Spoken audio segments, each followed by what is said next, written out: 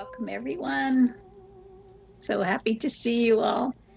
I'm so glad you have joined us today in this wonderful, glorious afternoon that we are very excited to present to you this amazing amount of information that is going to give us a deeper reveal. So I would like to begin by, first I want to just introduce the team of people that are going to be with us through this journey. We have Diana Mulchizik. She's a high priestess, and she's a certified facilitator of the Womb Wisdom training. And we have Estrella Azar, who is a channeler of the angels, and she is bringing in her angelic presence to bring the support of the angels to us today. And then we have Ilona Marshall, who is my dear beloved priestess sister, and she has helped me on so many of the events that we are doing today. And we have Priestess Danielle Saunders, who is called Priestess Owl, and she is working with Diana on building the temple of the womb, and they will be telling you more about this exciting deep dive into the cultivation of a powerful and deep relationship with the womb. And the men have a womb chakra as well, so they will explain more of that to you today. One of the other things I just wanted to do starting out is to let you know that we are so grateful for the sacred men who've joined us. And the quality and the caliber of the men who are embracing the divine feminine is awesome. And so we wanted to acknowledge that you are here with us, and we know who you are, and we embrace your inclusivity and your support of the divine feminine. And we're very deeply honored and grateful for your relationship with us. So thank you so much for coming on board. Our purpose here today is to basically bring the equality and the balance of the divine masculine and divine feminine as a presence in our culture and our world. Because we see a very polarized world that's off base, out of kilter, and not in harmony. And in the Gospel of Mary Magdalene, one of the things Mary Magdalene, she says, is be in harmony. Well, when we recognize the divine within each other and we connect in the heart to heart with full open chakras, manifesting and blessing each other, we can restore harmony and balance and equality among all of us. So that is our purpose in our work that we are doing here today. We are also working with images of divinity, and my dear friend China Gallen wrote the book Longing for Darkness on the Black Madonna. And one of the things she says is that the images are sacred vessels, and they contain information. They reflect and magnify our own capacities. So this is what we're doing by observing these divine images. It informs the divine that's already existing within us and opens the heart. At least for me, it does, and allows us to expand into a greater experience of the divine of who we are, which is a lot more fun, a lot more interesting, and brings tremendous joy. I'm honored that you're all willing to participate in this joyous spirit. The other part of the work that we are all committed to doing is that we are revealing the suppressed information of the cosmic divine mother and the womb of creation. And what exactly is the womb of creation? So more is going to be revealed, some very powerful work, and you will see the actual demonstration of it, and we will give you a taste of it in our meditation towards the end. This purpose of it is to understand the cosmic womb of creation and what it means and how the resurrection is really coming about and what the possibilities are, which was actually contained in a lot of the visuals of the artists. So we have all learned probably about the chakra systems, and the one that's missing is the womb chakra. So that's why we feel, and I love what Diana said, which is that the patriarchy was not interested in us finding out too much about the power of our womb chakra. So it was suppressed material, but it's no longer suppressed. It's now available for us to grow into and learn. So we're very grateful Diana is coming on with Danielle to share about this. And then, of course, this reveals the greatest secret of all, which is the depth and the level that Mother Mary was one of the greatest masters of all times. We will come to a much deeper understanding about that and how she is here facilitating and assisting and working with us. As happens with all priestess events, the first thing is to enter into and activate the sacred space. And so for that, I have asked Danielle to lead us in a activation of the sacred space. Good to go? Okay, thank you. Mm-hmm. To light your candle now, if you have one easily. If you do not, I invite you to see a candle flame in the center of your heart being lit.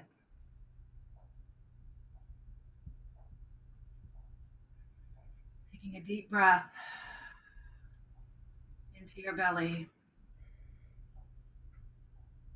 We open up this sacred space and call in protection now. Om Mahapapa Sai Shakti Raksha. Om Mahapapa Sai Shakti Raksha. Om Mahapapa Sai Shakti Raksha. Call in the gate guardians of the east, south, west, north, above, below, and center. We open this portal, invite and ask for protection from the divine source. Each of our divine essence selves, our ascended masters, angels, and healing guides. In particular, we call in the Divine Mother in all of her forms, including Mother Mary, Mary Magdalene, Anna, Lakshmi, Kuan Yin, Tara, Bridget.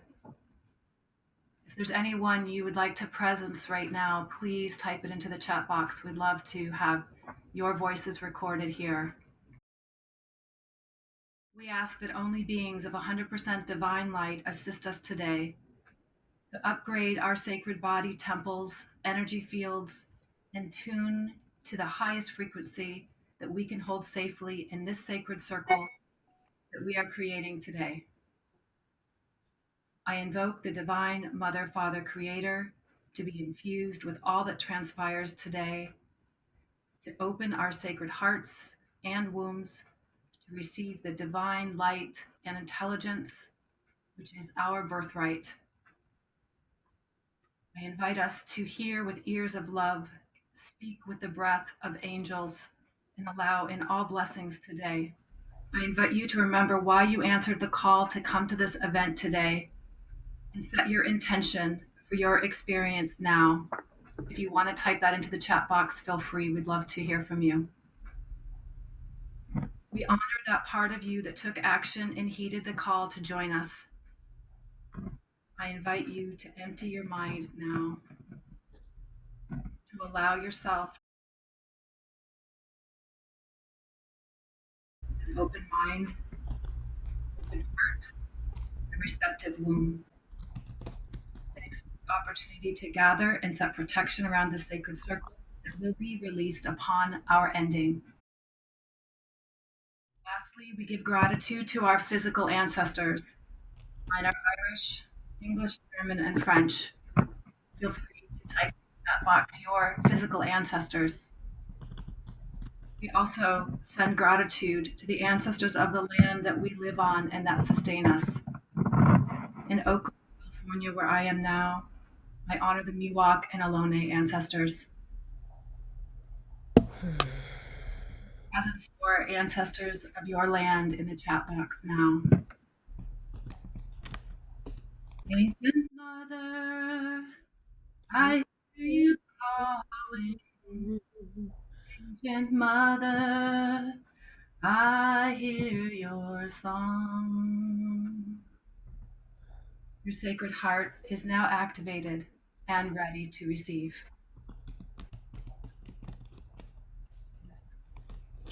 Thank you so much, Danielle. Really appreciate this beautiful way that you hold sacred space for us. Now, thank you. At this point, I'm going to spotlight Ilona Marshall to join me. And we're going to share the reason why we picked today.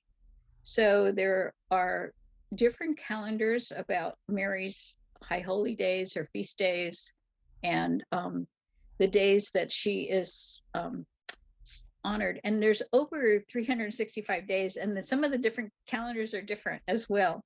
So today we are looking at, today is May 30th, and this is Our Lady of the Sacred Heart. And she brings together the French culture, which the French adore and love the Divine Mother, and the Mexican culture together. So I've asked Ilona Marshall if she would tell the story about the Our Lady of the Sacred Heart. Our Lady of the Sacred Heart, Nuestra Señora del Sagrado Corazón.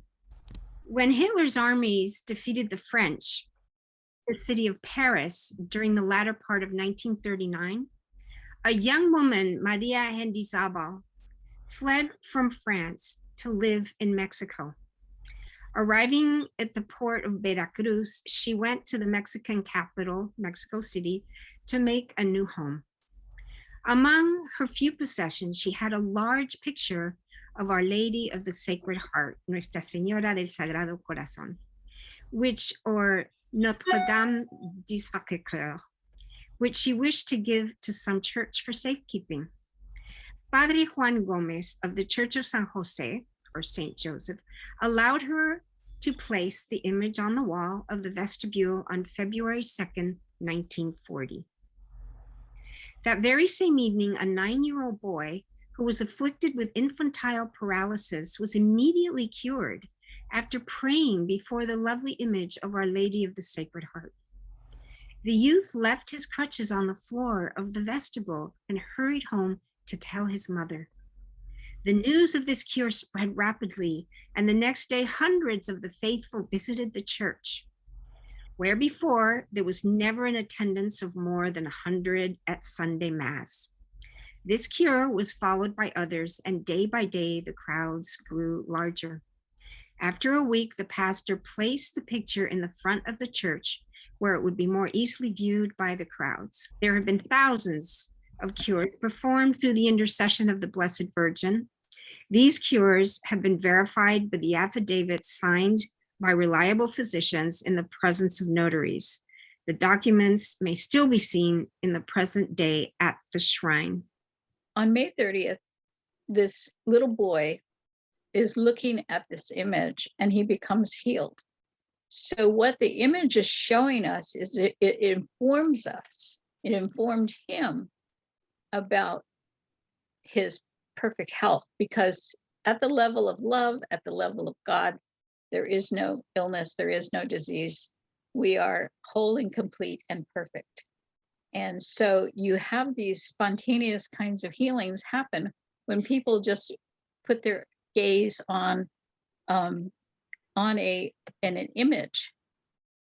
Now, I want to explore a little bit about this particular painting, because we often see these paintings of Mother Mary with the child, so the baby holding her. But one of the things that often is observed, so he's holding up the two fingers, which is he's giving the blessings. And you notice her hand is pointing towards her son. So this is, and the baby doesn't look like a baby. He looks like an adult man in a baby-sized body. And so what he's doing is he's like, she's saying to the people, follow my son, look at my son, look at what my son has done. Because we were taught that he had the Sacred Heart, and it was a flame in him, this passion of love, this profound love, and this flame that can never be blown out, that Nothing can destroy it. No water can make it go away. Well, we now have the wonderful opportunity with A Course of Love, which is another higher consciousness channeling that has come up. And in A Course of Love, we find that Jesus is saying that it is my mother who is responsible for the incarnation of Christ. In other words, it was her consciousness. So Mary, like Jesus, is fully realized Christ consciousness that is the full expression of her Christ consciousness in form. So she is in an equal level of consciousness because she was able to conceive light and birth a God. So she had the consciousness to bring in a high being onto this planet. So, but the information that we didn't learn is we didn't learn the power of her womb chakra and her power of creation. So we do start see in the artist that we see the images of the resurrection. He's called the resurrection, she's called the assumption, but her basically she did the same thing. And but they don't want to acknowledge that she is equal because there's only one spirit of life, one spirit of love, and it's whole and complete, and we're all a part of it. There's no separation. So so when you look at this painting is extraordinary because some of the artisans were very tuned in and intuitive and had also access to deeper esoteric teachings and knowledge. You notice that she's holding the heart outside of his body. And in this painting, he's actually taking the fingers of blessing and he's pointing it to his mother.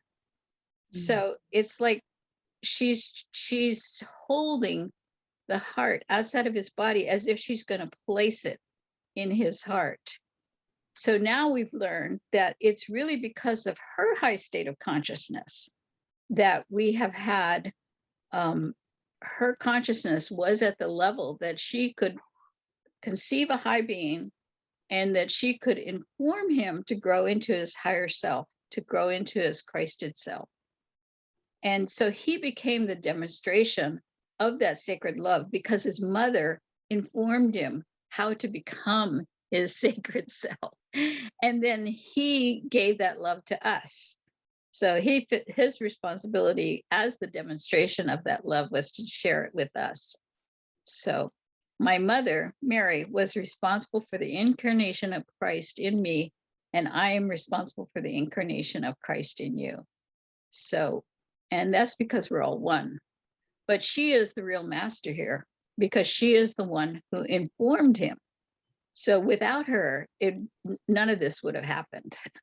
It was imperative that she had done the work, and there's lots of wonderful information now is coming out. So what does it mean to practice informing and being informed?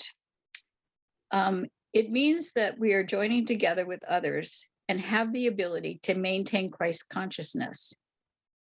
So you see, this is really imperative. Why?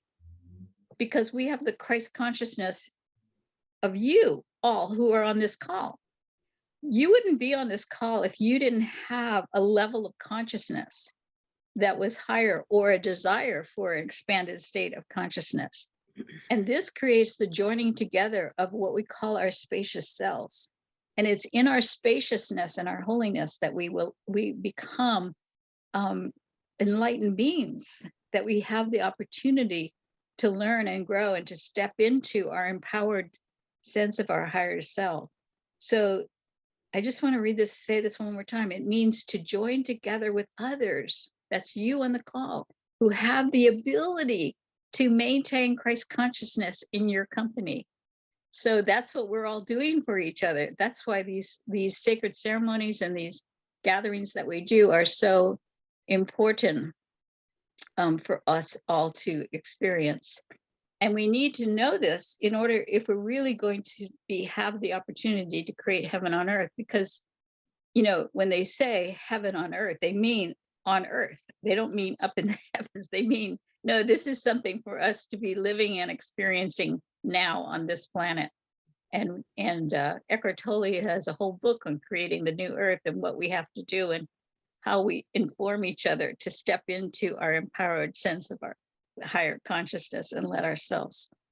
So I'm gonna ask, in the other beauty is because this woman went with the image from France to Mexico, we have this bringing together of two different cultures. So I've asked Ilona if she would say Hail Mary in Spanish for us and tell her story about how the Mother Mary impacted her life. Thank you, Christy. First, I will share with you my experience with Mother Mary, and then I will recite the original version of the Hail Mary in French and in Spanish, followed by English, a new version or an altered version in English that came out of my experience with Mother Mary in this workshop, in this conference. So I was at an Edgar Cayce retreat on Mother Mary, and I shared in the group that I was between teaching jobs and was trusting my next steps to be revealed. A man had a vision of Mother Mary during the lecture. He stepped outside to compose himself. When he came back into the room, we had broken up into groups. He started going to the different groups. When he came to my group, he said, Mother Mary told me to tell the teacher that everything is going to be all right. Well, it just hit me to the core, because that was exactly the confirmation that I needed to say everything's going to be okay. This reassured me, and I later was guided to the most fun job I ever had, teaching on television. This is timely now because I have just retired from 48 years of teaching Spanish, and I'm again trusting the unfoldment of my next steps, guided by the Divine Mother. So the revised version is this, and with the apparition of Guadalupe near Mexico City in 1531, there came many healings. So when the healings came with Nuestra Señora del Corazón Sagrado, or Notre Dame du Sacré-Cœur, Our Lady of the Sacred Heart in Mexico in 1940, it was again well received and understood. This is the prayer in French. Je vous salue Marie, pleine de grâce. Le Seigneur est avec vous. Vous êtes bénie entre toutes les femmes, et Jésus, le fruit de vos entrailles, est béni. Sainte Marie, Mère de Dieu, priez pour nous, pauvres pécheurs, maintenant et à l'heure de notre mort. In Spanish, Dios te salve María, llena eres de gracia, el Señor es contigo. Bendita tú eres entre todas las mujeres, y bendito es el fruto de tu vientre Jesús. Santa María, Madre de Dios y del, ruega por nosotros pecadores, ahora y en la hora de nuestra muerte. Amen. And in English, Hail Mary, full of grace, the Lord is with thee. Blessed art thou amongst women, and blessed is the fruit of thy womb, Jesus. Holy Mary, Mother of God. The altered version changed the last two lines, and it is Holy Mary, Mother of God, blend with us your children, now and forever. Amen. And what I think that means, and I've said that since that workshop, that is how I say it. But in my words, I would say, Holy Mary, Mother of God and the world, you are with us in our heart, now and forever. Amen. Thank you so much, Ilona. So you spoke of Guadalupe, and I wanted to share this story about, and Ilona's going to join me in this, because she is one of the apparitions that has actually been scientifically proven to be a miracle. And NASA scientists and other scientists and chemists and whatnot have studied it. So what happened was the Mona Lisa was painted in the same time period as the appearance of Guadalupe. And one of the things they noticed is that all these years later, you can see visible brushstrokes. You can see cracking and lines in the paint as it's deteriorated over the hundreds and hundreds of years. So, what they brought in was this German Nobel Prize winner chemist, and he studied the painting. And so when they took a close look at the painting, there's no sign of deterioration. There's no cracking, even to this day. So, and chime in, Ilona, if you want to share some of the pieces of information about like the cloth and what it's made out of. And the cloth is, it's called a tilma, Tilma. It's like a rug with a hole in it that the indigenous people would wear, like a poncho. And it was made out of the maguey, or the cactus plant that grew abundantly there, of the fibers. And they noticed that the actual image was floating above the fibers. It was not part of the fibers. Yeah, they went in with a microscope and saw that the paint does not actually touch the fibers. And the fibers is sourced from a cactus plant, right?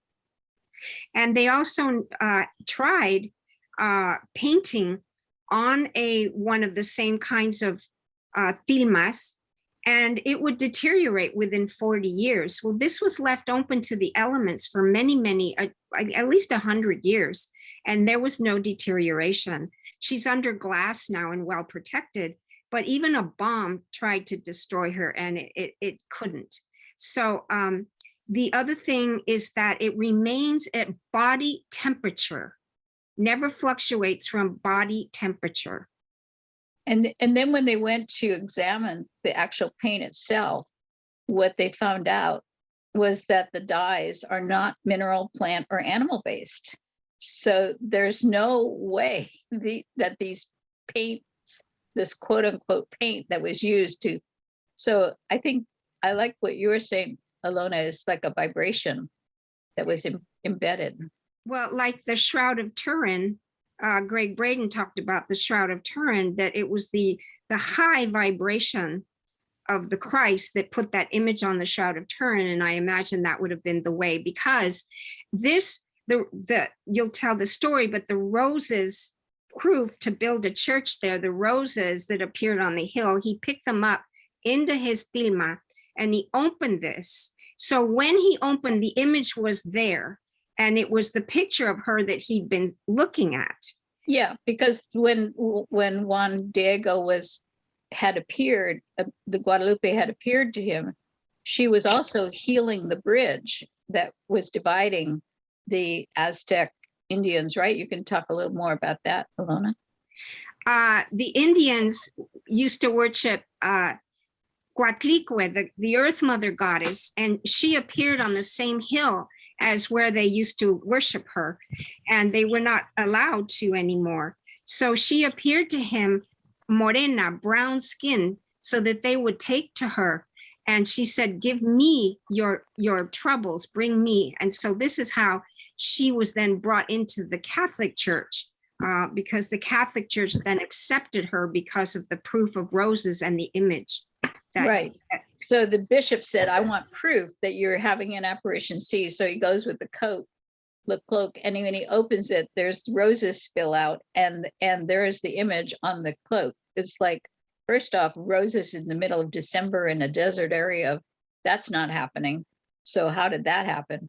But it was a way. So, and the reason why we share this, because the scientists have actually gone in now and have actually, NASA scientists and this other chemist have gone in and documented that this is a miracle. Because we do have things that are happening that are way more than meet the eye. And I'm sure everyone on this call, because you wouldn't be on this call if you didn't have a higher consciousness. But this is something that we're learning to tap into and recognize and allow ourselves to bring the energy of pure love, the energy of healing, our natural state of divine into us. And thank you, Ilona, for your share. That was great. Thank you. So what happened is that the Manual for Teachers in A Course in Miracles also documents and talks about this. It says that there are those who have reached God directly while they were here on earth, retaining no trace of worldly limits because they had transcended into an enlightened state of consciousness, and remembering their own identity perfectly when they crossed over, they are still able to impact us. These might be called the teacher of teachers. And this is a painting I love of Mary Magdalene teaching she did throughout the south of France. But because they are no longer visible, their image can yet be called upon. And the Course in Miracles goes on to say, and they will appear when and where it is helpful for them to do so. So how many apparitions have there been? You know, and when you look at, this is a map of the world, in that little middle section there, it just enlarged Europe, because there are so many dots throughout Europe of apparitions of Mother Mary appearing. I mean, this is something quite extraordinary. So I don't know, what do you guys think? My team, Diana, how many apparitions have there been? Apparently a lot more than there were. I think up until recently, Medjugorje was probably the most, had the most apparitions long going, but obviously now it's, they're really increasing everywhere. Yeah. And I know she has had direct contact with you as well. Yes, for a long time. And I will mention that a little bit. Yeah, right. Yeah. So we look forward to hearing that story. And Danielle, do you want to share anything about the apparitions, and how many apparitions do you think we've had? Well, as I was saying, when we were practicing, that they're just increasing more and more every year, more and more coming, more across the world. Anyone can see her. It's not something even, it is special, but you don't have to be special to have a visit from the Divine Mother in all of her forms. Yeah, and that's the whole point, is that she does appear to common, ordinary people, because no one's special, because the divine exists in everyone. So she's being witness to the witness of what's inside them. So yeah, thank you. Excellent point. The Course in Miracles then goes on to say that for some, she may not appear to them, but she does give her ideas. And I'm one of those ones that she gives her ideas. This is a image that Celestine Starr took of me when the day I was being ordained. And I was so happy, and I started shaking my sistrum, and there was like all these orbs that appeared. It was just wild. And you notice this lower left-hand corner, in the darkest part, there's a huge red orb, like that's a dark black brown floor. So there's no red circle down there, but that was pretty amazing. Within a couple of weeks of my ordination, I had this vision that I was to offer a ceremony that allowed us to celebrate the consciousness of Mother Mary. And I was really intrigued by that.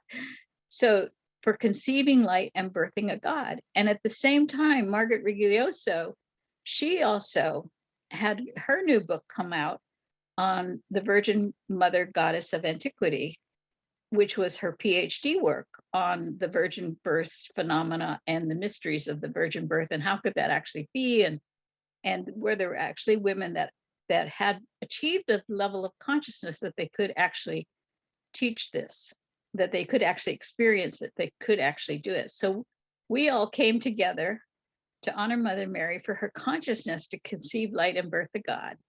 And here's all of us in the group at the end. We had the beautiful altar table and whatnot. It was quite a wild day. But one of the things that happened was, it was so deeply moving and touching that Donnie spontaneously just dropped to his knees, and he was just so honoring. It was very sweet and endearing to see the sacred masculine, because as some of my dear sacred friends who have been with me and come to these different events that I do, there's a nurturing mother energy that comes into the room that is the mother they wish they had.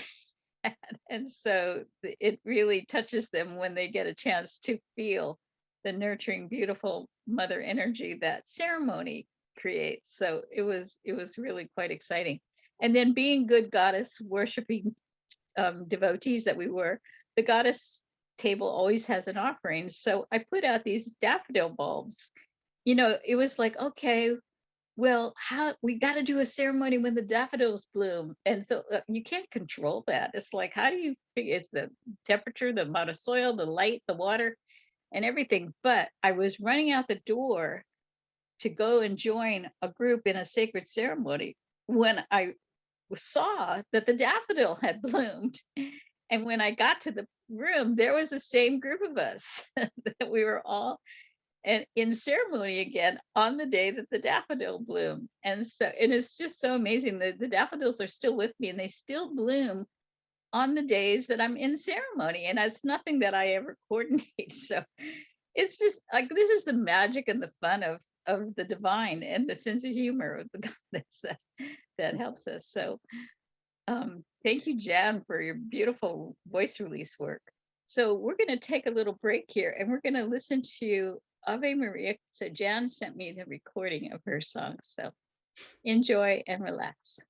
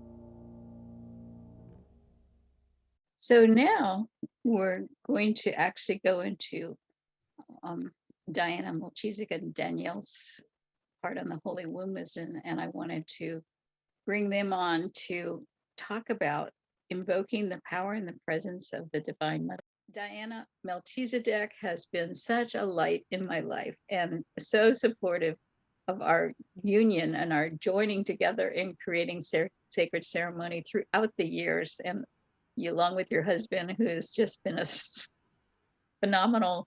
Who's here right now? Who's here? Yeah, thank you. Thank you, Michael. We give a shout out to you for the way in which you supported and helped your beloved.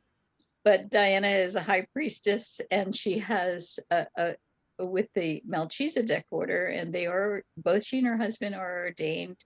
She has been led on quite a journey, which I'm going to let her share about it. And then she will bring Danielle in and to share about her experiences with the Holy Womb Wisdom Chakra works. So this would be a good place to start with my first introduction, really entrance on the spiritual path was beginning to channel Mother Mary in 1992.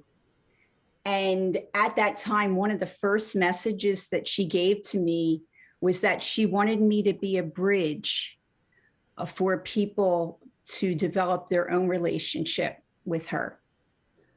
And she didn't want me to have people to be reliant on me, that she was very clear that she was guiding me to be that bridge.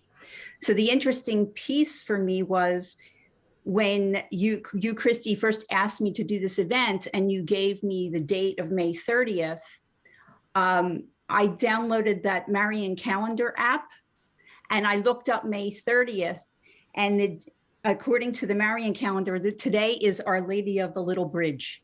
yeah. So, you know, it's those kind of, I share that, we all need those confirmations and spiritual synchronicities to really, you know, help nudge us a little bit sometimes, you know, on what am I supposed to be doing? What am I supposed to be, you know, where am I going with this, that kind of thing. Yeah, so I wanted to mention about that, yeah, because the Marian calendar, and then there's the Roman Catholic calendar, and they have different days about which Mary is. So it shows you that there's way more than 365 days of apparitions and visions that have happened. And so it was perfect that this is Our Lady of the Little Bridge, because we are also trying to bridge cultures and bridge male and female and bridge, you know, lots of different things. So thank you so much. Appreciate it. You're welcome.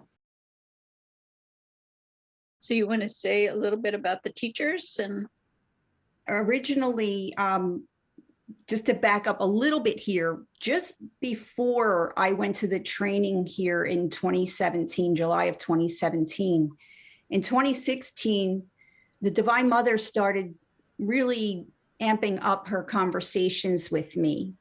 And she said that she was going to bring me to the highest teachings, and she didn't want me to resist any of them. And she said that people were going to need the mother across all cultures, religions, ethnicities, countries, whatever, around the world, more than we could anticipate in 2016.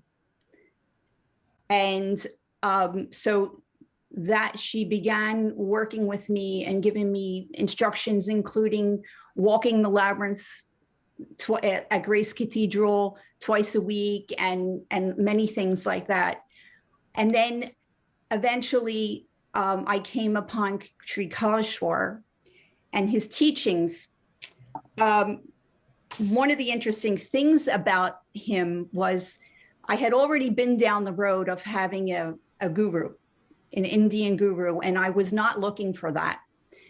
So I was a little bit resistant, but it was when I finally heard something that he had said.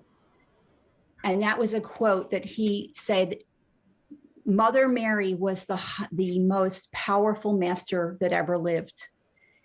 And when I heard that, you know, it's like when you hear something that really catches your attention. I was, you know, he was very young.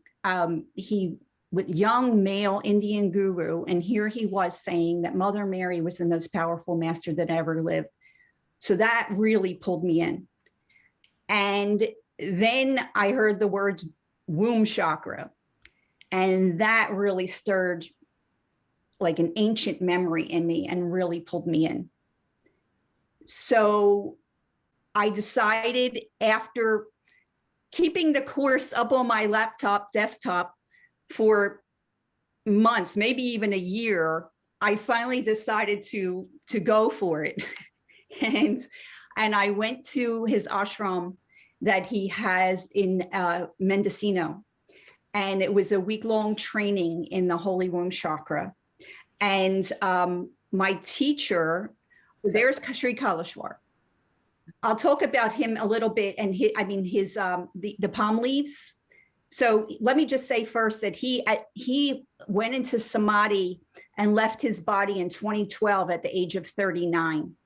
So he was very young when he left, and he left this amazing legacy of teachings, of which the Holy Womb Chakra is part of it. And he was given the ability to read the palm leaf manuscripts. There's ancient palm leaf manuscripts. Christy, if you want, yeah, there they are. So these palm leaf manuscripts range in age from like 2,000 years old to 7,000 years old, depending upon which teachings we're talking about. So the Holy Womb Chakra teachings in particular are about 7,000 years old. And the teachings were originally given to the Saptarishis of India, the great Saptarishis, which were the 7 great sages of India.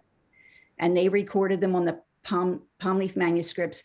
And Sri Kaleshwar was given the ability to read them. They're very hard to read, as you can imagine, this little tiny writing on palm leaves. Plus, it was written in Telugu. But he was one of the original Saptarishis, and that is why it was one of his tasks to bring this information back out. So this is a slide of a picture of, on the far right is Shirdi Sai Baba, who he considered one of his teachers and a master of the womb chakra. And Mother Mary, of course, and Jesus were both masters of the womb chakra. And I hold Sri Kaleshwar as a master of those teachings as well. This is a picture of the small group, the first class that was given the opportunity to certify to teach this information to those outside of the ashram. So prior to this, Kaleshwar would teach his close disciples and just mention things in talks, but it wasn't really like a class, like he hadn't really organized the material. But when he passed, his students put all the information together. And then Cindy Lindsay, who's in the middle there with the white hair, she was one of his main students, and she took over the womb chakra piece in particular. And she was an excellent teacher, and it was an intense course. Let me just say that even while I was there, the first night in particular, the first day, I was still having a little bit of resistance, again, from these teachings coming from this male guru. And I went back to my room, and I'm sitting in bed, and Divine Mother came in, and she said to me, "These are my teachings." And so that really hit me. And then she reminded me that she had told me 5 years prior, or not at that point, it was only a year prior, but 5 years prior from now, that she had reminded me that she asked me not to have resistance. So at that point, I could let that go and then just really enjoy and then fully immerse and fully receive the teachings and the transmissions that were coming from the teachings fully for the rest of the. So this is a yantra, which is like an energetic sacred geometry of our womb chakras, what they look like. And let me tell you, I know it's not probably what you would think it would look like. I certainly didn't. but there's meaning behind every dot and every line, and there's bija mantras in the petals at the top. And this represents the power of our wombs. So the womb chakra is not the second chakra. It is in its own energetic. It's the resting place of our soul, and it's where our essence lives really across all lifetimes. So that has an enormous energy for us. It's a creation point, and it's an access point to our divine soul. So it is located about 1.5 inches below the navel, and it's not always stationary, but that's the general location of it. They say that Shiva is the only one that has an absolute stationary womb chakra, that his doesn't move, but everyone else's moves a little bit. Both men and women have a womb chakra, but women have the physical womb in the body, which Sri Kaleshwar said is like having a power object in our bodies. And purifying that womb chakra allows one to become a very powerful healer. And he prophesied that women were going to become really powerful healers on the planet, because this information was going to come out, and women were going to start purifying their womb chakras and become very powerful. And he also, one of his other quotes said that anyone who has a purified womb chakra will be an avatar on the planet. So that's the level of power that we're talking about. Even if you no longer have a womb, if you have had a hysterectomy, you still have that energetic blueprint. And so you have access to that power. One of the things that it does is we have the next slide. All souls come from the womb of the Divine Mother. A purified womb chakra allows us to connect right to the Divine Mother's womb chakra, this is the Lakshmi Shri Chakra Yantra, which is the energetic sacred geometry of the Divine Mother's womb chakra. So we connect from our womb chakras that you saw earlier, are like baby chakras to her womb chakra. And we can connect as we purify our womb chakras, we can connect directly to hers. And it allows us to pull the energy of the Divine Mother in really strongly. So that is it's like her gift to us at this time, is that we have access to these yantras, the sacred geometry, along with the mantras, working together to clear our womb chakras, to make them very powerful so that we can access more of our power. We connect.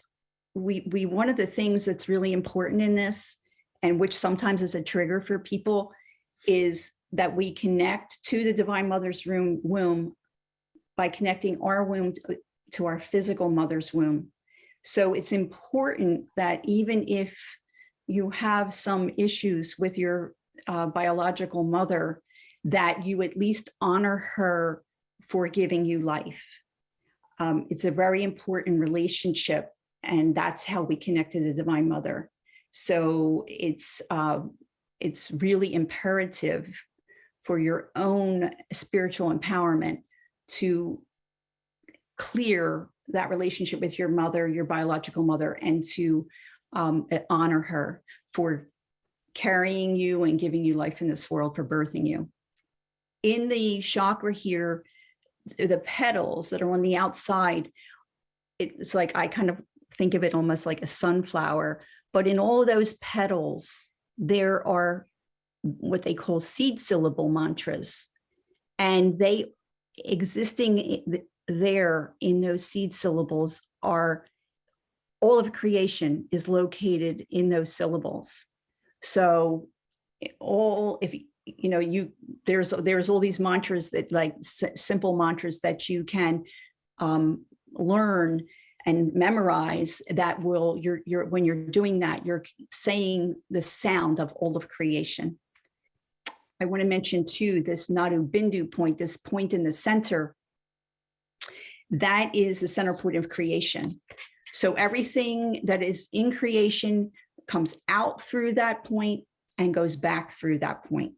It's really literally like where Divine Mother's energy is sitting right there in that point, and everything in creation has a Nadu Bindu point.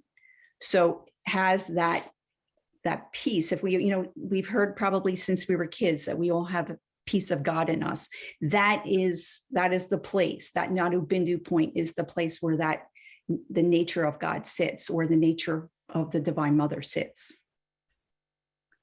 Okay, this is the image that the ashram that Sri Kaleshwar used of Mother Mary. And Christy, I know you were talking about the power of Mother Mary and how she really she was the one that was able to birth light. And the teachings from the Womb Chakra, I think, provide a missing piece to that. And that is what Mother Mary knew in terms of how to purify her womb chakra, which made her an extraordinarily powerful master. And again, Kaleshwar had said that she had a 100% purified womb chakra. So she was able to use the power of that womb chakra to bring a high divine soul like Jesus to the planet. She was both an embodiment of the Divine Mother, and she was her student. She would talk to her on a nightly basis through the night, and she would learn from her. And she was also deeply connected to the angels and would have conversations with them and learn and be taught by them as well, especially during her pregnancy with Jesus. So whatever she was learning from the Divine Mother or the angels, he was learning also. So everything she experienced, he was experiencing. So all the groundwork for his mastery was laid out here in her pregnancy. So it just think of how much power that is, how much power she had, and what it means if women, as they're conceiving children and carrying children in pregnancy, if they understand that everything that they do is affecting that baby. Like, we've gotten to the point where maybe compared to 20, 30 years ago, where we know we're not supposed to smoke and we know we have to watch our diet. But now I think we're reaching this place of the spiritual aspect, is how much do we have to be concerned about what we're doing, what we're exposing ourselves to, what teachings we're steeping ourselves in, and the baby is receiving that also. So with this knowledge and with this wisdom, we could potentially change humanity, the consciousness of humanity in one generation. This is also, interestingly enough, the image of Jesus that Sri Kaleshwar used. And again, he honored Jesus as being a master of the womb chakra as well. Jesus really honored his mother. I mentioned that earlier, that I believe that men's access point is with their biological mothers, or true love on a woman, on their partner. So in Jesus's case, he actually had both, because he had extreme love for his mother and a connection for deep love for his mother, and also Mary Magdalene. So that points to one of the reasons why he had such a strong womb chakra and was able to do what he did. He honored his mother for being his first teacher. They were using two really important bonds that we have available to us on the planet, which was the mother-child bond and the Shiva-Shakti bond, or the male-female bond. They were using those, which as you see here now, we have the Pietà up. They use this especially during the crucifixion and resurrection. So just for a moment, we can imagine the intensity right now of this moment here as we see in the Pietà. So Mother Mary, she takes Jesus, now imagine this, right? She's taking her dead child, holding him in her lap.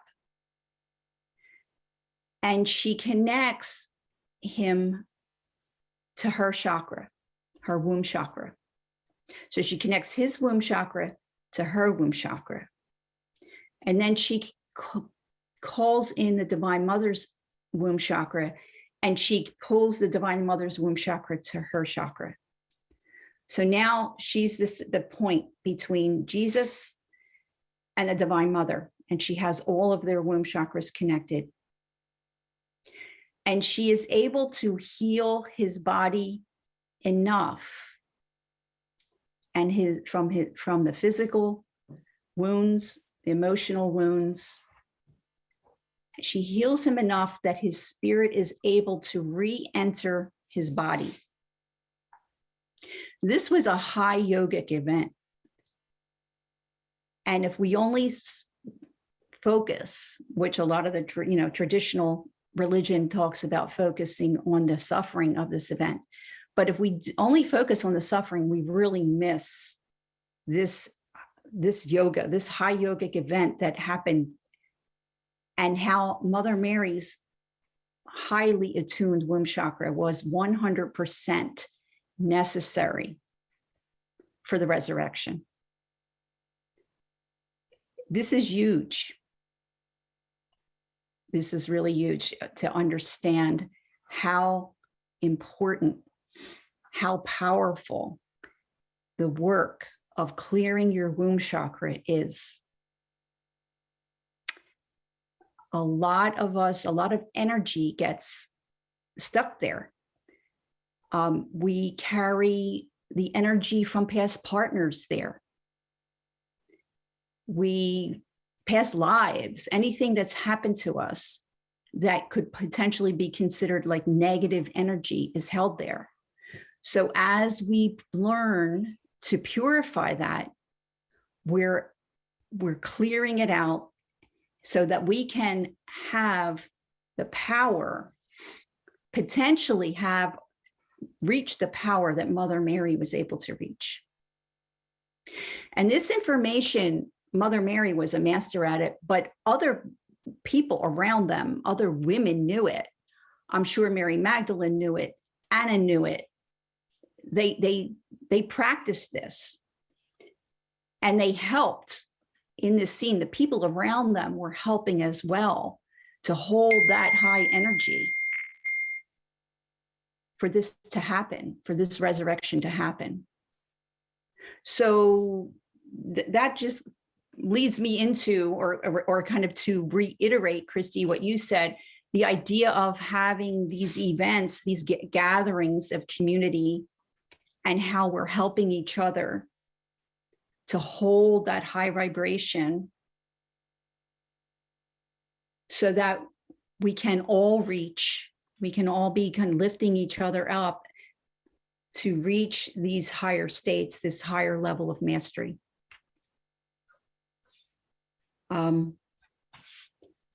So that is the womb chakra, the power of the womb chakra in a small 20-minute, I guess it's 20 minutes anyway, condensed form, but there's really a lot here. So this is a picture that Celestine Starr took of Diana and at our Magdalene Moonrise service. And you can see that Diana is in a very deep state of transmission.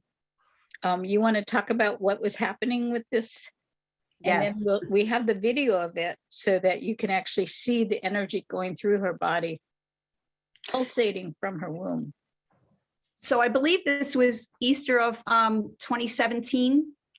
And it was several months before I went to my womb chakra training, because that was in July. So but I had been, researching the material and practicing.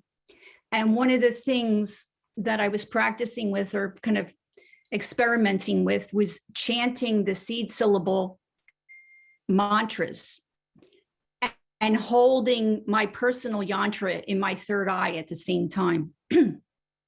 So when I did this knighting of Patrick McCullum at that event, I was doing that as I was pulling in the energy from Divine Mother to do that knighting. I really didn't know what I was doing because I did not have the mantras memorized yet, but I just started saying them in my head in not in any particular order, but just the sounds. And Patrick McCullum told me afterwards, when that was happening, he was looking at my face and my face was changing from one goddess to the next. That was his experience when I was doing the chanting and pulling in the energy. And you'll see from the video, the energy got quite intense, much more than I had anticipated. And I think at one point, Christy, you had a couple of other priestesses run up to the front because you thought that we were all going to fall. Well, Michael was key. You can see Michael is struggling to help support and contain the energy that's coming through. He has his staff, but it's like it kind of took us all by surprise. There was like so much energy coming through. It was quite extraordinary. But before we show the video of that, I wanted to just say one more thing about this La Pietra, which is like Michelangelo was obviously connected to the Divine Mother to have created this. Yes. But one of the things I think, Diana, that you talk about is that by having her interface with his womb and her womb, she literally was able to draw out his body and elevate it, lift it up to the Divine Mother through the Holy Womb Wisdom Chakra. That's what actually created the resurrection to be able to occur, because she was able to heal his body enough so that he could come into his light body, that he could have the adamantine particles stay intact enough. That's a whole nother story about what those are, but yes, no, exactly. And Kaleshwar also mentioned that because he had the wound from this spear on his left side, it actually in some ways made that easier for her to access his womb. I don't know, somehow that played into it. So that's what she did. So it's pretty intense information. Yeah, it's all energy and it's all vibration, but it's also, there's so much more. And that's why we told all the miracle stories beforehand, to kind of open the mind up to the recognition that there's so much more, and that when we gather to understand, she lived at a time where she was surrounded by sacred holy women, and they were very dedicated. I mean, there's a whole story that Marguerite talks about, and I'll mention Marguerite's new book out on it for people who want to learn more information about the virgin birth phenomena. But she's done some amazing documentation on the book in her new book that just came out, which is the mystery traditions of miraculous conception, Mary and the lineage of virgin births. So, most of the patriarchy is like, oh, well, but there's really more. It's just that we haven't understood. We hadn't had the knowledge, the information. And it's interesting, it's coming out of India. I love this multicultural bridging. Right. Well, I would imagine some of the information may have been also known in Egypt as well, but India is one of the great holders of the information. And so I guess, it became available there first. We may at some point find an equivalent from Egypt as well. But as even in India, Jesus was known as Saint Isa there. So they obviously had some interactions and trainings in India as well. Right. And so this is the video, and we have turned down the volume because the violin is a little distracting.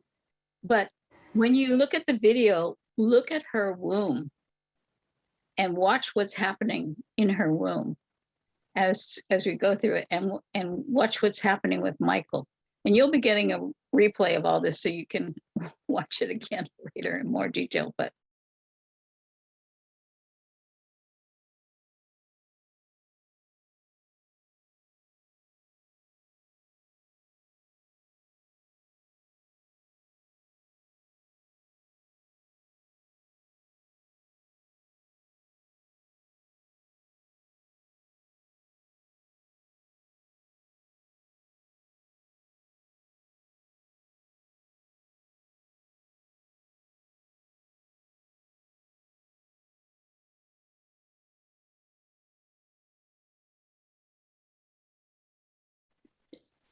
I did not realize the amount of power really that I was calling in. It was the first time I had used those mantras and the yantra combination, which Kaleshwar says is like gas to the flame, or flame, yeah, gas to flame. Very powerful. I thought that I might fall. And I think that Michael was also experiencing that, and a couple other people up on the stage around us. Patrick, I know I talked with him after, and he said it was really, really powerful. And he carried that energy from that experience the next day to a river, I believe in Ohio, that he said he could, the whole plane ride. When he left that event, he got on a plane and he was really in that energy the entire time. He said he was like vibrating the whole time on the plane, and carried that energy to some big ceremony he was doing on the East Coast. So whatever it was, they got a high dose of energy there for what he was bringing. so I'm going to play it again because I think I would like people to focus in, and experience it one more time too. So she's raising this, she's just knighted him and she's raising the sword up. But you see how her womb is pulsating.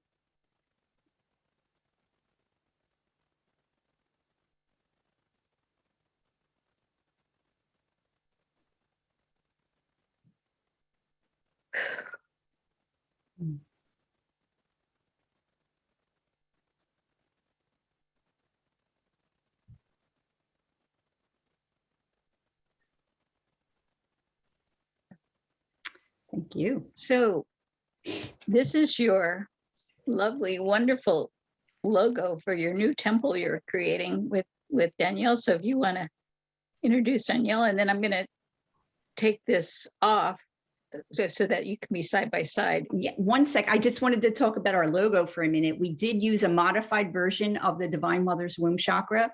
It couldn't be quite so intricate, but we have like the basic petals there, the Nadu Bindu, the feminine triangle, the masculine triangle.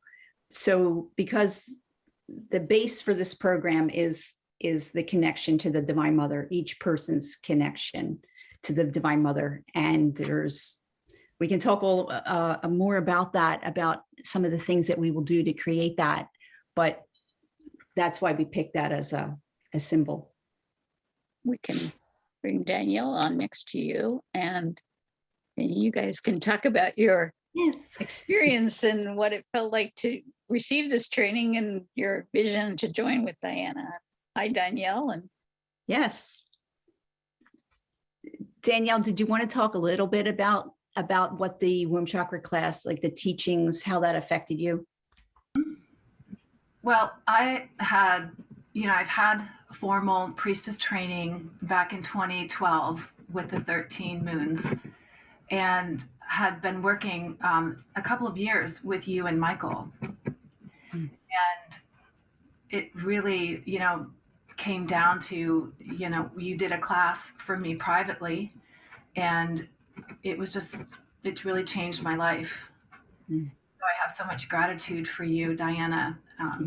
Just, you know, what a fantastic teacher you are, and just how lovely it is to spend as much time as I can with you, honestly. And it just, I can even say it was like the final puzzle piece dropping into place for me. Mm. And, you know, also just speaking about that power object in my body, I know as I was charging all of the mantras and doing the work, my own womb chakra started to, you know, do all kinds of different interesting things in my own body, and I really had this very personal experience of the creative power of my personal womb chakra being activated. Mm. It's just so just amazing and healing, and, you know, gave me a lot of wisdom, and just, you know, feeling secure in my body and the bliss it brought to me. Mm. Like I said, it was the final piece I was waiting for. Awesome. Awesome. Well, Danielle was an amazing student, very dedicated. I realized it took, we did the whole class, and she charged all the mantras and did all those things. And I could really see the profound changes and commitment and discipline that she had. About a year later, I asked if she would like to do a priestess program with me around this information. I had been downloaded with a general outline for a priestess program about 5 years before, but I felt that to not do it, I felt to not do it alone. I wanted to do it with someone, and unbeknownst to me, I was waiting for Danielle. Diana, I just want to ask you about, what are you most excited about for our program? So the overall piece for me is to help people to connect, create a strong connection to Divine Mother. But I really feel, again, going back to what I said earlier and back to what Christy said, doing that in a group setting, in a container, steeped in this energy, is really, really exciting to me. Really exciting. Yeah. And I want to add, what's exciting to me is not only are we focusing on the nurturing power of the Divine Mother, we're also focusing on the Shakti. So sensuality, the sexuality, the creative power. So it's, you know, we're really, you know, that whole old idea of the Madonna and the whore, that is, you know, we're really reconciling all those pieces of the divine feminine, so that we have the full experience of being a woman in the world without shame, so that we can have full powers, both nurturing and as sensual beings. Right. A lot of exciting rituals and ceremonies planned, in a beautiful retreat in Mount Shasta to kick us off. We have also an online version and an in-person version. Right. So also, Diana, you're a doula. So maybe you Yes, can talk about your experience as being a doula. How well, it's an interesting, so being a doula and then coming to this information, it's interesting to combine the two. One of the ways that I have combined it is to work with people for more conscious conceptions and pregnancies. It's brought a whole new phase, so to speak, to my work regarding, you know, with those two things, which is which really feeds my soul. It's really wonderful work to do. And I know that it's a critical piece to raising the consciousness of the planet. And it begins with the sacred relationship. Yes. So yes. It starts with the couple. Right. Together, their energy. So then that's in alignment. And then birthing a conscious child. Right. Right. Yeah. That's well, one of the things that we're going to do is use one of those mantras. We're going to do a call response mantra, Danielle and I, and you can join in at home. The mantra that is used for couples can chant actually when they're in union to create a sacred child, or you can use it for a project that you're working on, or you're improving your marriage or your relationship. So it's a relatively simple. Some of the mantras in the system, the Holy Womb Chakra system, are a little more complex, but this is relatively simple, and we'll be doing that.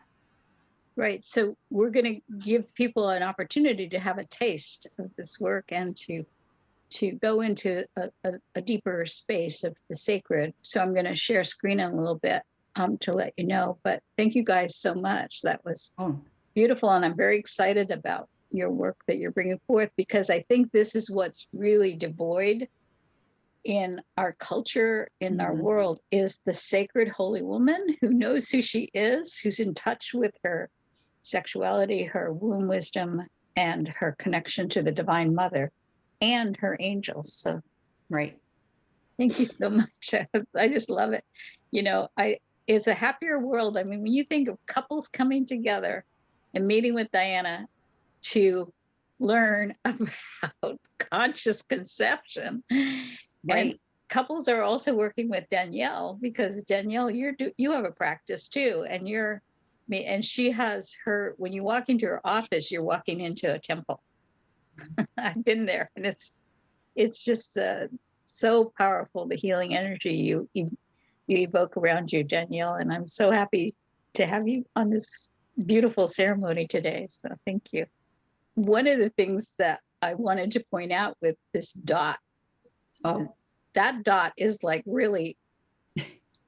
Some of you may know Dan Craig Morris, and he does he has the website called sophiaproject.net.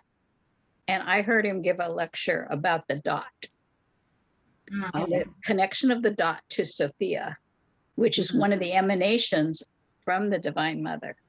Right. When we were emanating, the feminine energy was splitting off, and we were becoming our separated selves. And it's a fabulous story.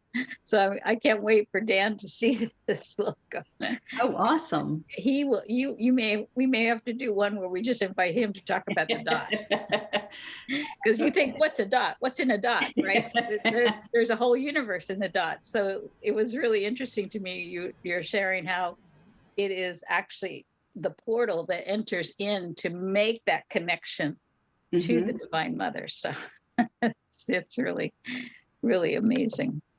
So the mantra is Vishva, which means universal, Shakti, the divine feminine power that created everything, Avaham, which is inviting that power of creation into you.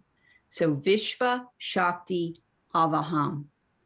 And when we say the mantra, if you can vibrate the M and Avaham, hold that.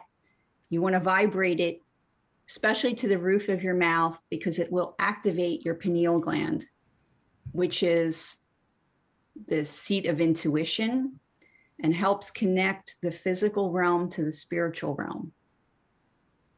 So Danielle, did you want to maybe do one run through with that? Yes, but before you do that, can you say it again? You're going to put your tongue to the roof of your mouth? Oh, right. So if you can, I don't want to make this too complicated, but ideally you would be saying Vishva Shakti Avaham, and have your tongue at the roof of your mouth and hold it, vibrate the M, Avaham, like that. So it vibrates your pineal gland and activates it. Okay, we're going to go into an experience of this right now. So I will explain what we're doing. So I have my crystal bowl and my bells. I'll play my crystal bowl. Then I will ring the bell. It'll be a call and response. So I will be leading. I will say, Vishva Shakti Avaham. Then Diana. Vishva Shakti Avaham. So you will be repeating it with Diana, and in between, I will be ringing my bells.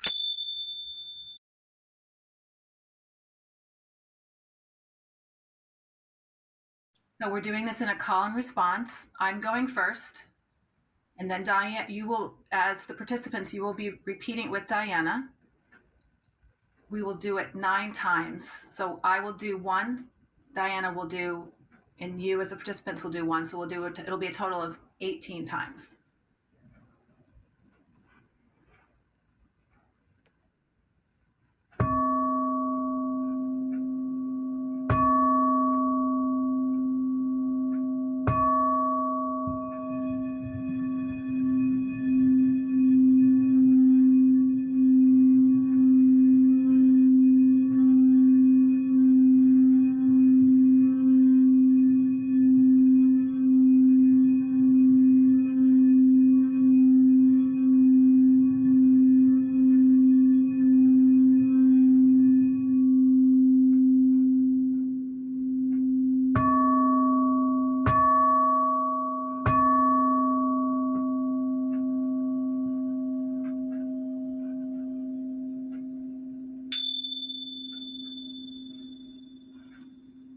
Vishva Shakti Avaham.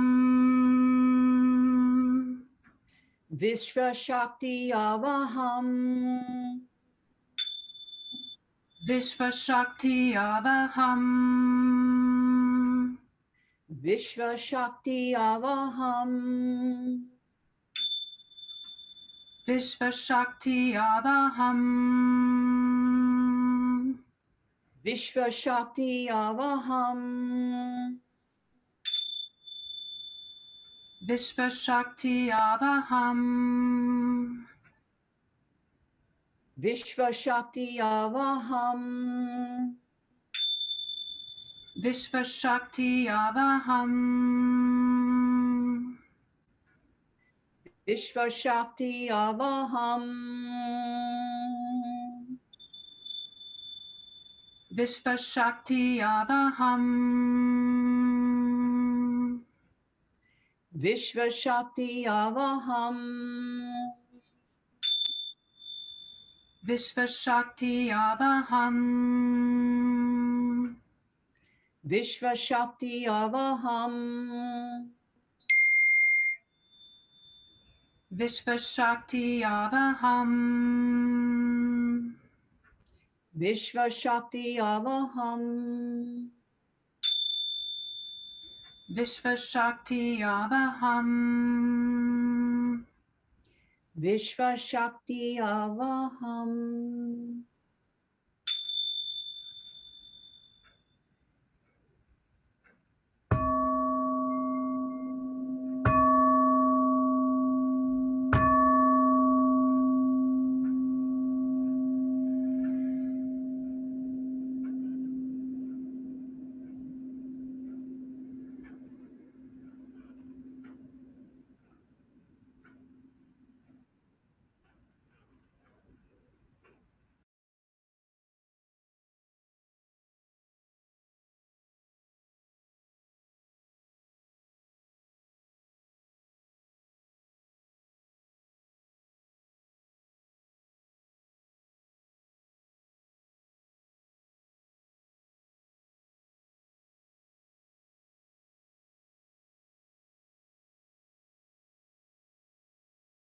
Thank you.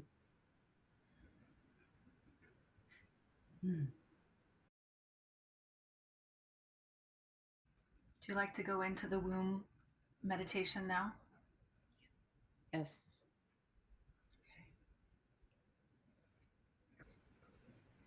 So I invite you to have paper and pen ready when we come out to record any experiences that you'd like to remember. We're going to do a guided meditation. So settle yourself comfortably in your chair. And as with all guided meditation, trust whatever your experience is, even if you veer off into another visualization or even fall asleep. You will wake up refreshed when it is done. And always feel free to open your eyes if you ever want to release the experience immediately.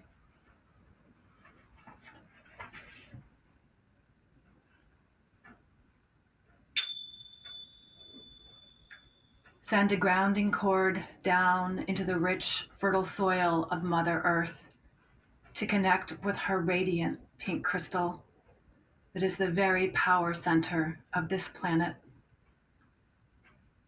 Send down anything that is bothering you right now, any thoughts, fears. Now feel the soft energy she sends back up the cord into your feet, your legs, your hips, your yoni, your lingam, your womb, solar plexus, heart, high heart, thymus, throat, ears, third eye, brain, and crown. Now send a golden ray up out of your crown into the sky, through the ethers, to join with the cosmic Mother, Father in the great universe. Notice whatever comes up here and let it go.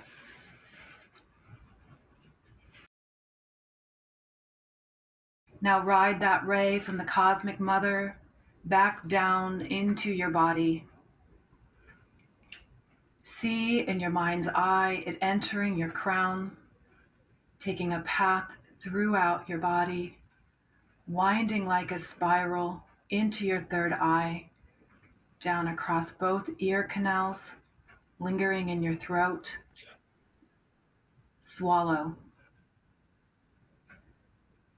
This energy circles all 4 chambers of your heart, continuing down into your belly until you come to see an ornate door.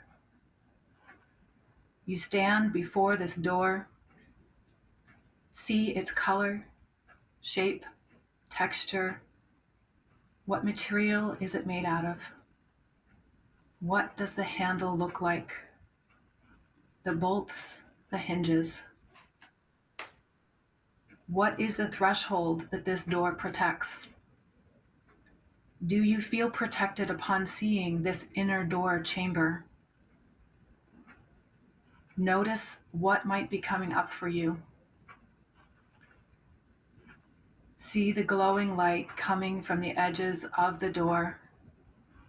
Reach your hands out to feel the warmth, the sparkling energy from this glowing light. Now reach for the handle and open the door slowly. Inside, you see the magnificent sacred geometry of your womb chakra. Feel her energy showering you with your unique essence and power. Stay here with your experience for a minute.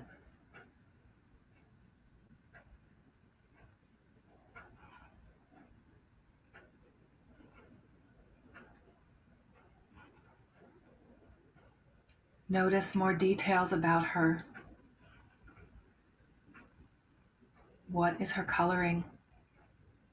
What is her size? Her particular uniqueness? Does she change?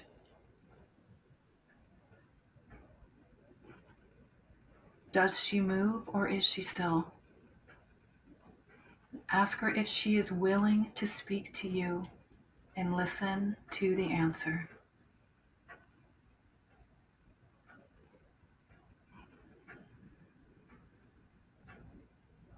Ask her how she is doing and what she needs from you. How can you nurture her? How can you grow her power? How can you clear her and honor her?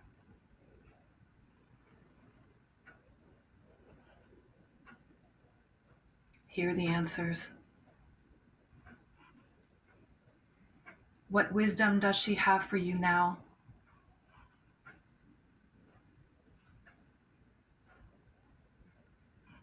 How can she better assist you in your Sacred Heart mission? Receive her answers.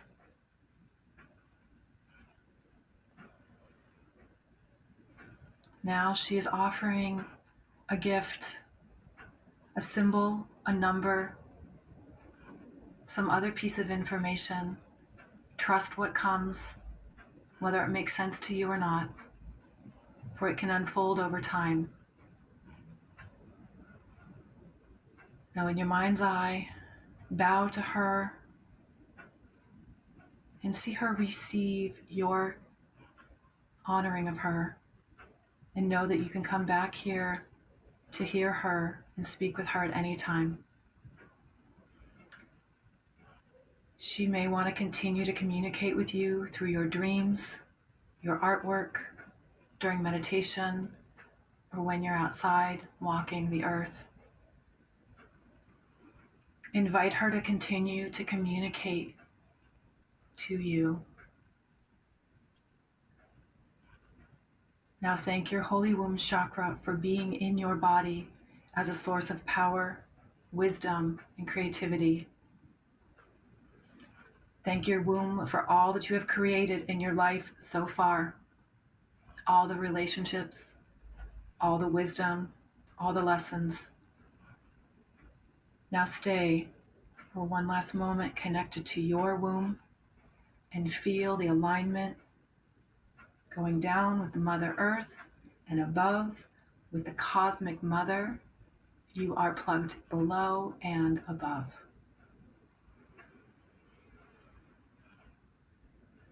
You are in the center, and feel your entire body full with this divine feminine love. You are her. She is you. You are a creation of her, Holy Mother, Cosmic Universe, Creatrix of life.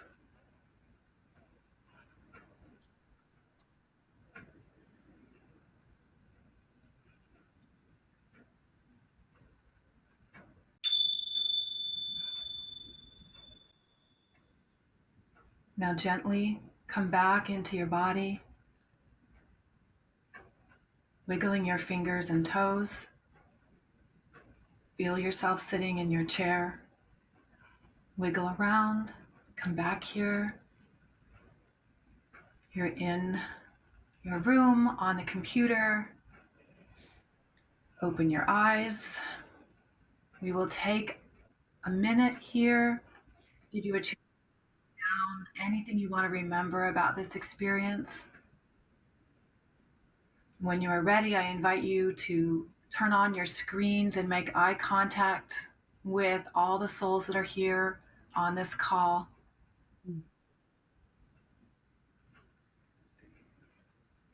And I will ring the bell one last time when we're ready to return to the rest of the program. Thank you so much, Diana Oh, thank and you. Danielle. They're beautiful, energetic, healing. It's like we need a world that can pull in this kind of energy. It's so much more fun and spacious. We're coming to the end of our program. One of the things about Mother Mary is that you see her in these beautiful paintings when they're explaining her Assumption, which was her resurrection. But one of the things we notice is the angels are always with her. And because we live in a world that is designed for separation, it's created by our separated selves, and we see ourselves as separate from each other. In order to move into a state of wholeness and a state of divine acceptance of who we are, we need angelic support. And she had all the angels supporting her. So I've asked Estrella to join us so that she's a channeler of angels, and she's going to, we don't know which angels, but she's going to call in the angels. There you are, your beautiful radiant blue light. Thank you so much. You're actually an international channeler of angels, right? So you want to say a little bit about your work and then go into your channeling? That would be great. And before we begin with that, I just wanted to let you know we go until about 6, and then we are going to stay over to take questions. And gosh, Estella, thank you so much. Namaste, everybody. Such a pleasure to be here with all of you. And I have the privilege to work with the angels since a very young age. And I have been able to share the energy of the angels with communities around the world, especially Latin America. So today I want to share with you a little bit of this energy that is always around us. We just need to call it in and bring it in. So that's what we're going to do today. So I invite you to close your eyes just for a second again. And I am going to be channeling an invocation and transmission, angel transmission, that will help us bridge the two realities, help us bridge the physical and the divine realities. So the angels can help us deepen our connection with the Divine Mother and deepen our awareness of ourselves as divine beings. So I invite you to close your eyes and imagine that a ray of light is coming through. And we're going to be bringing 3 particular angels. And we have here with us Archangel Zadkiel, Archangel Chamuel, and Archangel Michael. They have felt our calling and are stepping forward to be with us today. So first, we want to invite the presence of Archangel Zadkiel. Archangel Zadkiel, thank you for being with us. Imagine that Archangel Zadkiel is in front of you, and she is coming through your 7th chakra, the crown center. And he's here, he is here to help us expand our awareness of the divine realities. She is here to help us expand our connection with the Divine Mother. And she is helping us transform negativity and bring our consciousness to new levels of reality.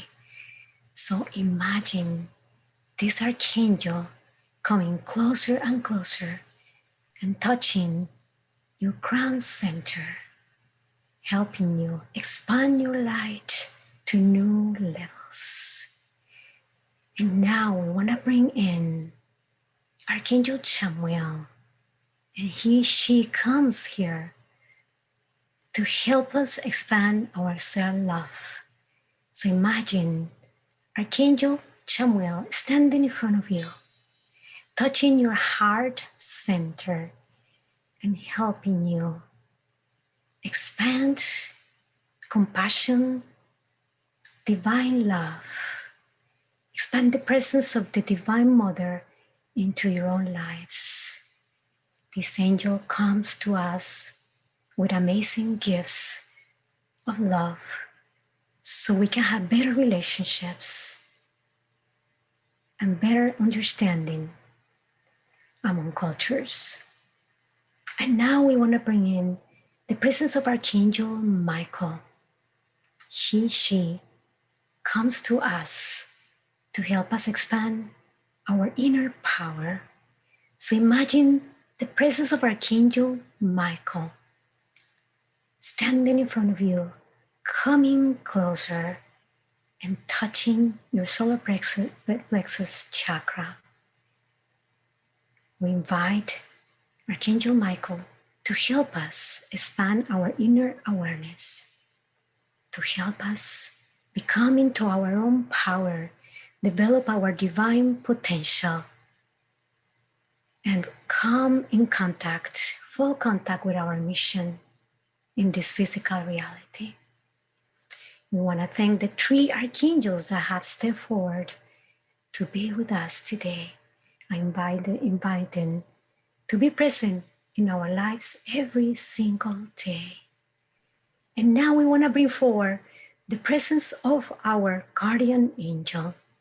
We know we have a legion of angels that are willing to work with us if we ask them. But there's a special angel or a group of angels that is always with us from incarnation to incarnation. And this guardian angel or angel guide is here to help us every day of our lives to overcome obstacles. So we open our ears and all of our energy body to listen to the messages of these angels. I receive those messages every day, and they bring so much wisdom into my own personal life. So I invite all of you to really, really listen to your own guardian angel. Thank you, guardian angel. Imagine this angel coming closer and closer and being with you every day of your life. Invite them to come forward every minute, every hour, and every day. So now I'm going to repeat this invocation very short in Spanish for the spirit, in the spirit of multiculturalism. And if you don't speak Spanish, I invite you to just connect with the energy of the angels.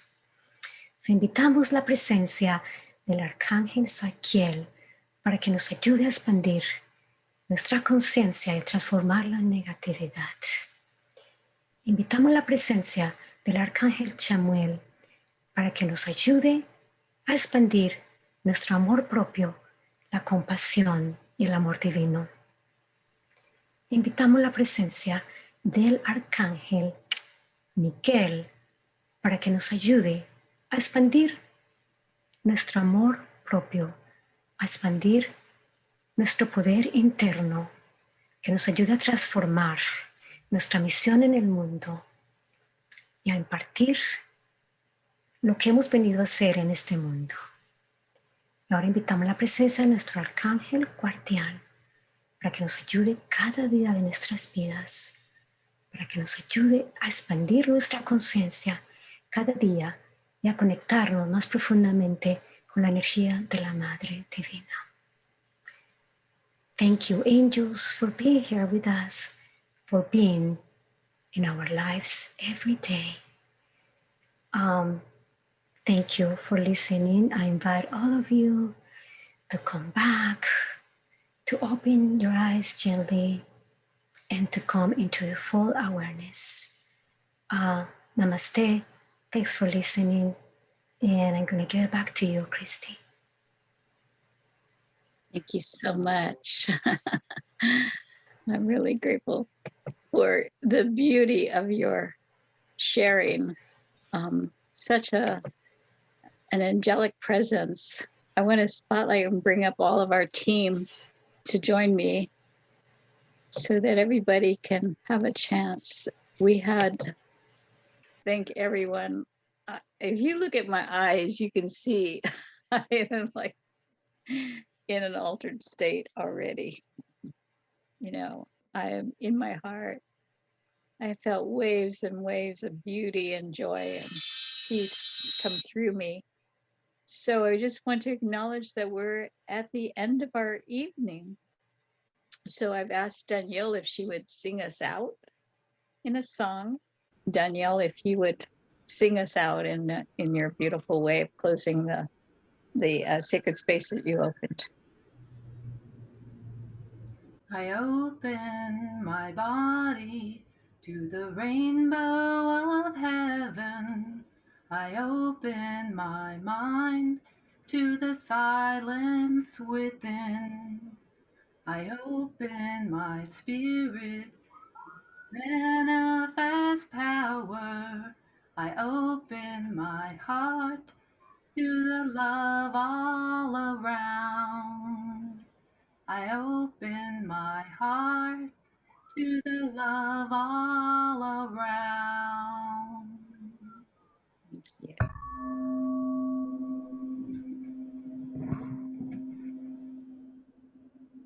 Blessed be.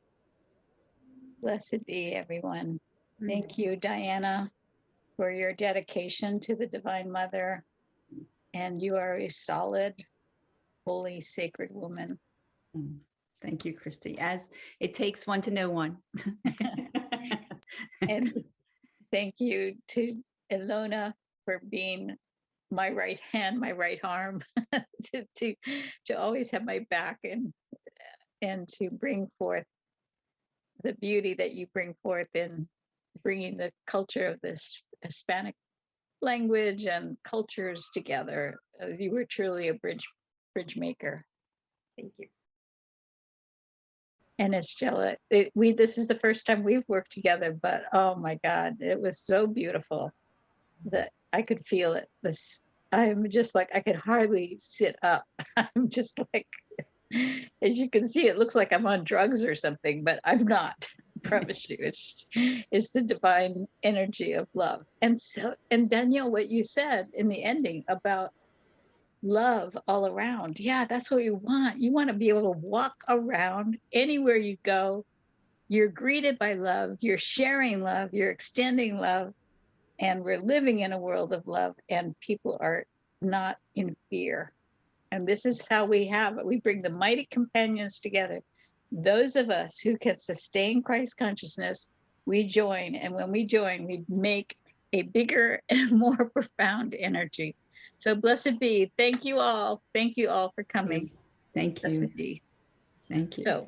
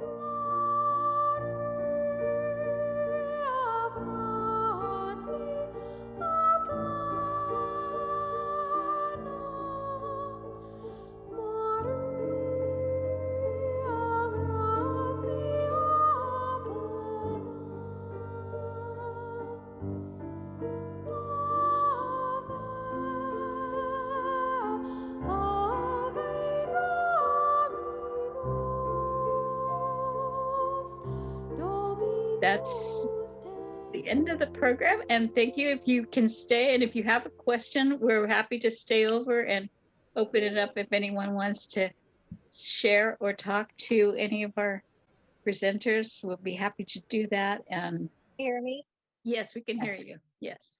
Thank you for taking my question. My question, actually, I have a couple questions. My first question is, what is the color of the womb chakra? And my second question is, if I'm interested in learning more about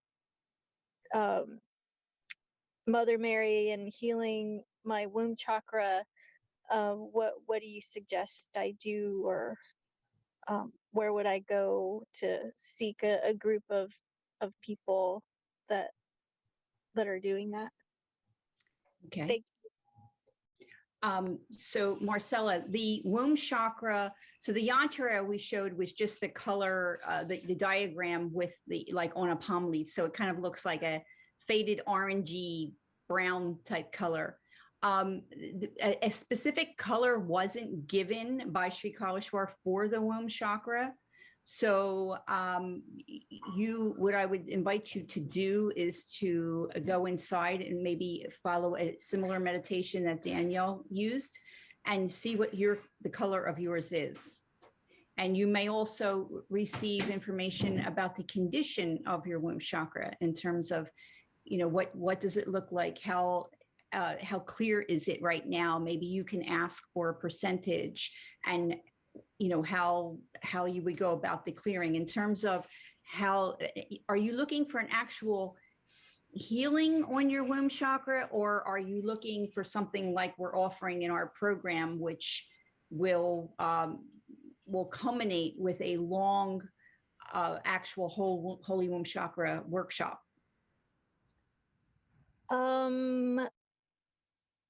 Yeah, I was mostly I was interested in joining a group, but also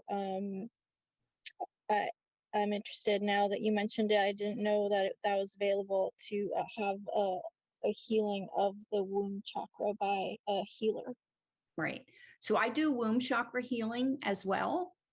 So I can put my information in, or you can contact me on the website that we have, Temple of the Holy Womb. Yeah. That's. Are they going to go on your land too, Diana? Yes, we're going to do an event one night up on the land as well. Yeah. So they have a land that looks at Mount Shasta with the most gorgeous to die for view of the mountain, and it's quite extraordinary. So yeah, that'll be a very powerful experience. Okay, so I'm going to go to John. Yeah, when is that? First of all, when is that event? So it's a program, right? A program that starts. So there's an online version and an in-person version. The in-person version kicks off with the retreat in Mount Shasta, which is July 29th through August 1st. Okay. And then the online version is kicks off on July 24th. Online ceremony. Right, online ceremony. This is a book that I bought. This is a book I bought 40 years ago, which suddenly jumped out at me, and I dug it out. Wonderful. Oh, wow. A Jesuit, and the Womb of God. Yeah. Right. Wow. Oh. I just awesome. Something told me a week ago that I needed to dig that book out. And there you go. Beautiful. We got a connected man. Yes. Connected to his womb chakra. Okay. Awesome. Yeah. Very. I'm glad you're listening. We need more men that listen. So the breakdown of the program and all the dates are on templeoftheholywomb.com. It's very clear how the offering is going to be, and the retreat, and where the retreat is, and all that information is there. Okay, thank you. All right, great. You're welcome.